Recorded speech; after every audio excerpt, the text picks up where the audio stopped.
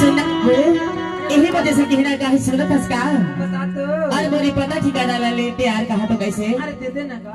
अरे ले ले भैया मोरी पता ठिकाना अरे कहना अरे ले ले भैया मोरी पता ठिकाना गाँव साता में झरे कुंडा में थाना झरे भोला बेना अरे ले होगा मोरी नाम हावे चुटकी ना अबई हाँ मई जड़ी ना